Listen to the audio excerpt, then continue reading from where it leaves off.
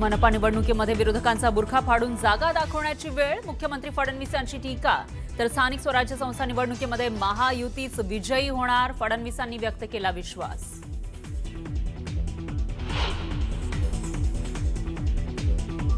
वांद्र्यातील किल्ल्यावर दारू पार्टी, ठाकरेंच्या शिवसेनेचे अखिल चित्रे यांच्याकडून व्हिडिओ ट्विट. कुठे आहेत महाराष्ट्राचे सो कॉल्ड सांस्कृतिक मंत्री? चित्रेंचा आशिष शेलारांना सवाल.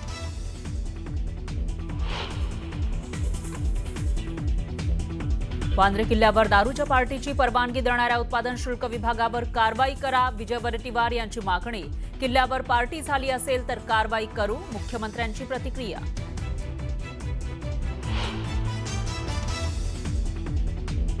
कोणीही स्वतःला बाहुबली समजू नये, निवडणुकीमध्ये पैसे लागतात, पण पैशाच्या पुढे कोणी समजत असेल की मी निवडून आलो असं अजिबात होत नाही. समजने वाले को इशारा काफी है, प्रफुल्ल पटेलांचा रोख कोणाकडे अशी चर्चा.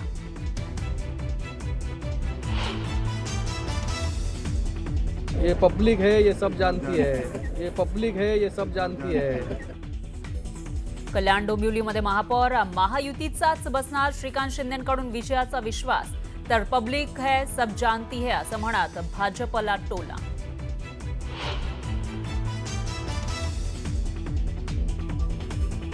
अंबादास दानवेंनी बोट दाखवताना विचार करावा, 4 बोटं त्यांच्याकडे आहेत. दानवेंच्या वक्तव्यावरून काँग्रेसमध्ये नाराजी, दुरावा वाढेल असं वक्तव्य करू नये, वडेट्टीवारांचा सल्ला.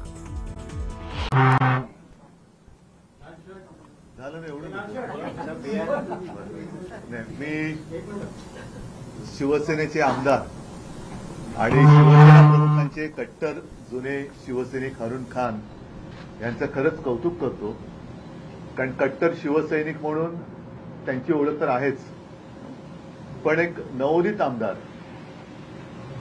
म्हणून त्यांनी जी कारकीर्द सुरू केली. आमदार म्हटल्यानंतर साहजिकच आहे तिथल्या नागरिकांच्या काही व्यथा वेदना असतील, त्यांचे प्रश्न असतील, त्याची सोडवणूक आणि त्याचबरोबरीने इतर काही सामाजिक कामं. याचं कारण असं की शिवसेना प्रमुखांनी शिवसेनेची स्थापना करताना 80% समाजसेवा आणि 20% राजकारण हे एक आम्हाला बंधन घातलं होतं. आज हारूनजी तुम्हाला खरंच मला धन्यवाद द्यायचे, कारण तुम्ही ही क्रीडा स्पर्धा नव्याने सुरू करता आहात आणि केवळ ती विभागापुरती न ठेवता आता तुम्ही जे सांगितलं की आपल्या देशातनं इतर राज्यातनं सुद्धा संघ येणार आहेत.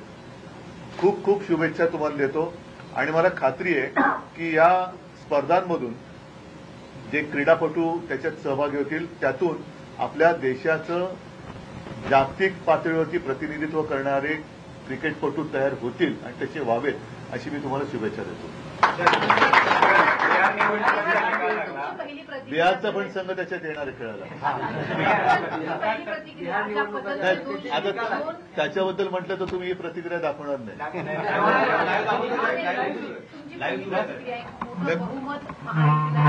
नाही, जे शेवटी असं आहे,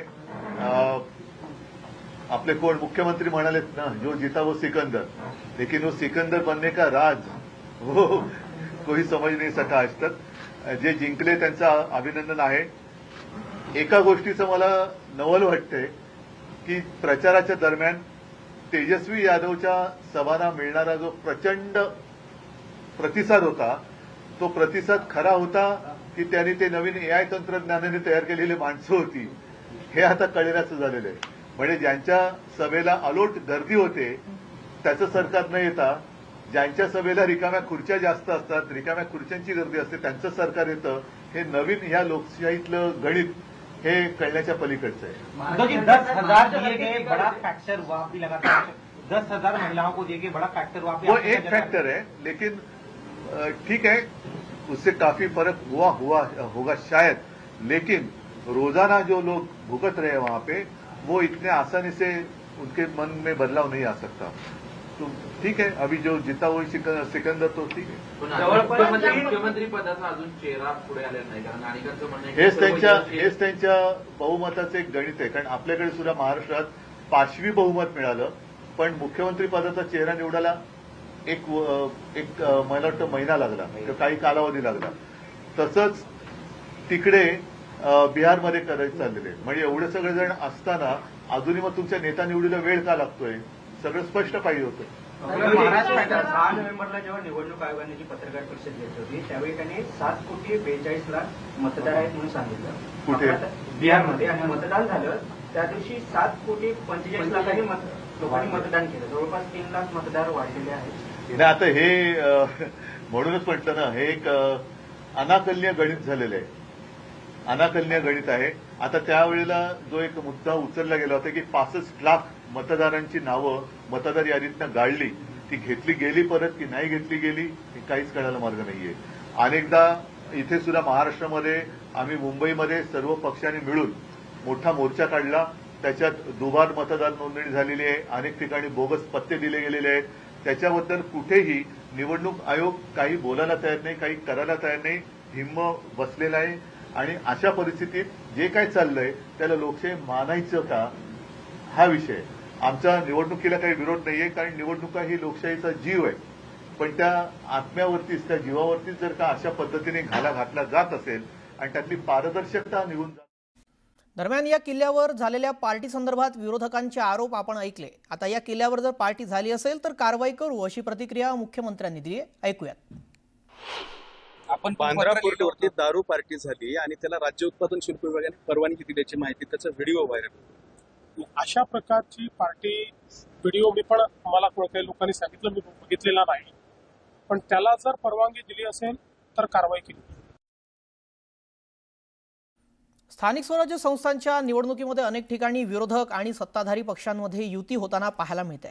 यावर मुख्यमंत्री फडणवीसांनी प्रतिक्रिया दिली आहे. स्थानिक स्वराज्य संस्थांच्या निवडणुकीमध्ये काही ठिकाणी महायुती एकत्र लढवणार आहे तर काही ठिकाणी एकत्र लढवणार नाही आहे, असं मुख्यमंत्र्यांनी स्पष्टपणे सांगितलं. या निवडणुकीमध्ये स्थानिक स्तरावर आता युतीचे निर्णय होतात. ही छोटी निवडणूक आहे, महापालिकेत वेगळा निकष असतो, असंही फडणवीसांनी यावेळी स्पष्ट केलं. परवापर्यंत तुम्हाला चित्र स्पष्ट दिसेल. याचं कारण हे स्थानिक स्तरावर होत असतं. स्थानिक स्तरावर त्यांच्या चर्चा चाललेल्या आहेत. काही ठिकाणी महायुती झाली आहे, काही ठिकाणी झालेली नाही आहे. स्थानिक स्तरावरच हे सगळे निर्णय होत आहेत. त्यामुळे परवापर्यंत तुम्हाला चित्र स्पष्ट दिसेल. जिल्ह्यामध्ये त्या सोयीप्रमाणे त्या पक्षांनी एकत्रित येऊन केलेला आहे. जिथे महायुती शक्य आहे तिथे महायुती झालेली आहे. कुठे 2 पक्षांची युती झालेली आहे, कुठेच युती झालेली नाही. त्याच्यामुळे हे जिल्हा स्तरावरचा छोटी निवडणूक आहे, ही मोठी निवडणूक नाही आहे, ही राज्याची निवडणूक नाही आहे. तिथल्या परिस्थितीप्रमाणे निर्णय होत असतात. महापालिकेमध्ये वेगळा निकष असतो. याचं कारण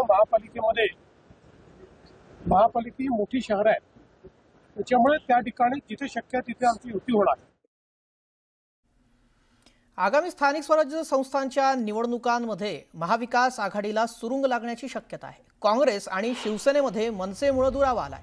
यामुळेच मुंबईमध्ये काँग्रेसनं एकला चलो रेचा नारा दिलाय. बिहारमधील पिछाडीनंतर शिवसेनेच्या काही नेत्यांनी उघडपणे काँग्रेसवरती नाराजी व्यक्त केली होती. अंबादास दानवे यांच्या वक्तव्यामुळे काँग्रेसच्या अनेक प्रमुख नेत्यांनी पक्षश्रेष्ठींकडे नाराजी व्यक्त केल्याची सूत्रांनी माहिती दिली आहे. मुंबईमध्ये रमेश चेन्निथला यांच्यासोबत पार पडलेल्या बैठकीदरम्यान काँग्रेसच्या ज्येष्ठ नेत्यांनी अल्पसंख्याक मतदार आपल्या सोबत जोडण्याकरता एकला चलोरीची भूमिका महत्त्वाची असल्याचं स्पष्टपणे नमूद केलं. हे त्यांचं मत आहे. ते दानवेंनी बोट दाखवत असताना 4 बोटं त्यांच्याकडे आहेत हेही मानलं पाहिजे. ग्रामीण भागामध्ये काय परिस्थिती आहे याचं अवलोकन करा आणि दुसऱ्यावर बोट दाखवा. असं आपसात काही मतभेदाची दरी वाढेल अशा प्रकारचं कुठलंही वक्तव्य कोणी नेत्यांनी करू नये. नाही, त्या मनसेच्या संदर्भात आम्हाला काही बोलायचं नाही. ते आमचे काही अलायन्स पार्टनर नाहीत, आमचे काही महाविकास आघाडीतले घटक पक्ष नाही. त्यामुळे त्यांची भूमिका काय असेल ते त्यांना त्यांच्या पक्षाच्या संदर्भात त्यांनी ठेवावी. आम्हाला सध्या आमच्या पक्षाच्या भूमिकेवर त्यांना बोलण्याचा कुठलाही अधिकार नाही. तो निर्णय आम्ही स्वतंत्रपणे घेऊ. छत्रपती संभाजीनगरमध्ये मुख्यमंत्री देवेंद्र फडणवीस यांच्या हस्ते भाजपाच्या कार्यालयाचे उद्घाटन करण्यात आलं. यावेळी मुख्यमंत्री फडणवीसांनी मतचोरीच्या आरोपांवरून विरोधकांवर जोरदार निशाणा साधला. जोपर्यंत विरोधी पक्ष जनतेत जात नाही तोपर्यंत त्यांची अशी माती होत राहील असा टोला फडणवीसांनी लगावला. विरोधकांना पुरावे मागितले जाते तेव्हा ते पुरावे देत नाहीत. हवेत गोळीबार करणाऱ्यांनी जमीन दिसली की असं वक्तव्य ते करतात, असंही मुख्यमंत्री फडणवीस म्हणाले. तर आता मनपा निवडणुकीमध्ये त्यांचा बुरखा फाडून त्यांना जागा दाखवायची वेळ आली आहे, असा सुद्धा इशारा फडणवीसांनी दिला.